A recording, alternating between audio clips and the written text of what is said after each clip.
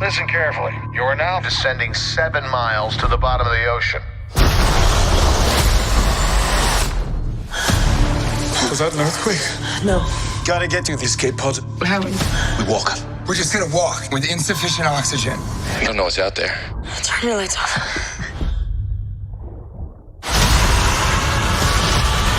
Underwater. We drilled to the bottom of the ocean, and we don't know what came out.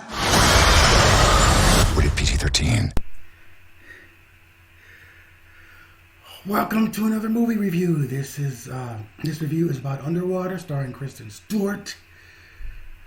And let's see. First of all, they say that this movie was shot before Disney recently bought out Fox, and that they just didn't care about the movie enough to put it out sooner. And a lot of people are pointing fingers at Disney now that they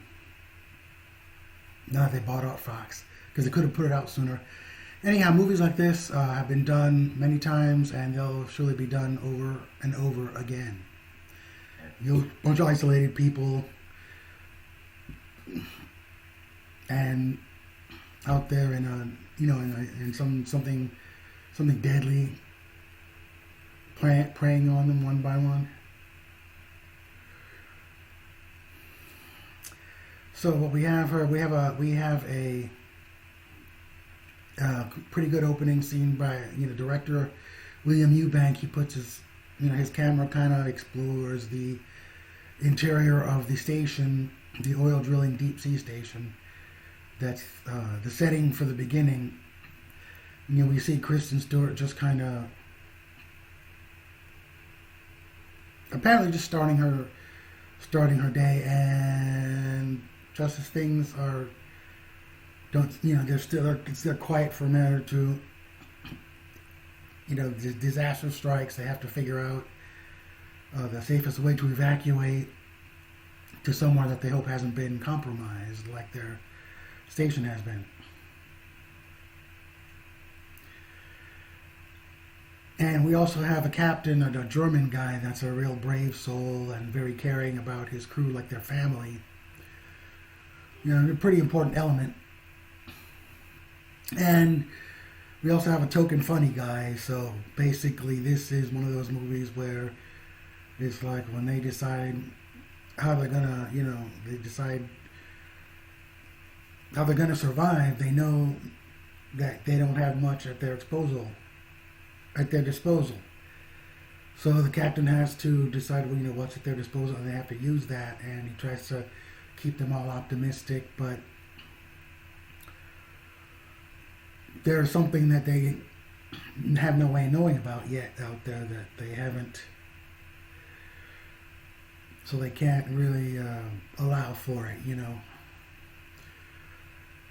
So William Eubanks directs the movie well. The pacing's good. He milks a lot of mileage out of a simplistic, not non-existent, but simplistic plot, so the movie is fairly short. But it's kind of weak on characterization. They once in a while mention their lost loves or their families that they miss. And then otherwise characterization isn't really the priority. So what happens is that Kristen Stewart and the others, they go out there and understandably horrified, and cinematography looks really good, dark and murky, but you can see everything well enough. So basically this is a very formulaic, derivative movie, but it's well done. There'll be more of them for years to come. We know that there was The Thing in the 50s, there was Alien in the 70s, and there was a whole bunch of movies like that, and Alien did it expensively and stylishly, so that jump-started it. So we got a whole bunch of more, like in the 50s and 60s, B movies like that. So, at any rate, this is it's nothing great, but, it isn't bad. It's well worth checking out, especially at a matinee showing, or if you have a bargain theater in town, unless you just wait for it to come out on video. Not much to say, but it is, it's a solid enough movie, just unspectacular. So, that's all there is to say, really. And this is so that's pretty much the end of the review. This is George saying until the next movie review, it's a wrap. Ciao.